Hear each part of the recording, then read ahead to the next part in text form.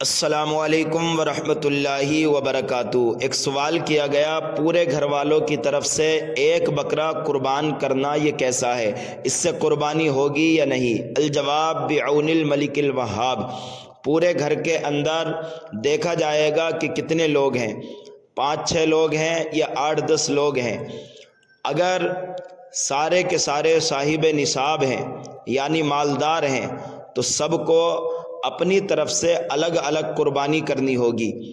اگر روپیہ پیسہ زیادہ ہے تو اپنے نام سے الگ الگ بکرا یا بکری خریدیں، اس کو قربان کریں، اور اگر اتنی حیثیت نہیں ہے تو ایک بڑا جانور خریدیں۔ اگر 10 لوگ گھر کے اندر موجود ہیں تو اس بڑے جانور کے اندر 7 حصے کر لیں۔ بچے 3 لوگ تو یہ 3 لوگ کسی دوسرے کے ساتھ بڑے جانور میں حصہ کر لیں اور پھر قربانی کریں۔ اس طرح سے ان کی قربانی درست ہوگی۔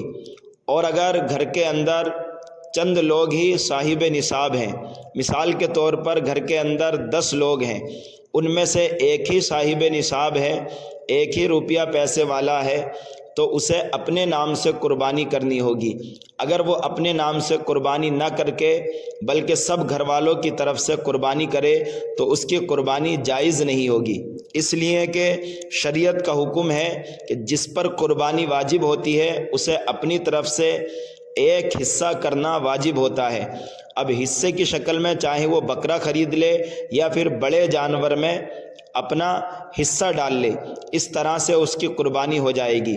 لیکن شریعت کا یہ مسئلہ بالکل واضح ہے کہ ایک بکرا چاہے وہ 50، 60، 70، 80 ہزار کا ہو، اس میں ایک ہی شخص جو ہے اپنی قربانی کر سکتا ہے۔ اس 80 ہزار کے بکرے میں 2 لوگ شریک نہیں ہو سکتے۔ ایسے ہی بڑے جانور کے اندر چاہے وہ کتنا ہی مہنگا ہو یا کتنا ہی سستا جانور ہو، اس کے اندر 7 لوگوں سے زیادہ حصہ نہیں کر سکتے۔ اگر کوئی جانور 80 ہزار کا خریدا گیا، بڑا جانور، اس کے اندر 8 لوگ شریک نہیں ہو سکتے، تو جو ایک بکرا ہے اس کے اندر 8-10 لوگ کیسے شریک ہو سکتے ہیں؟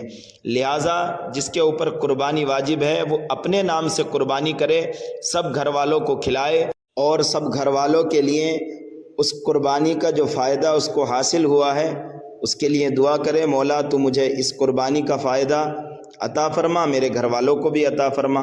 تو اس طرح سے کرنا درست ہوگا۔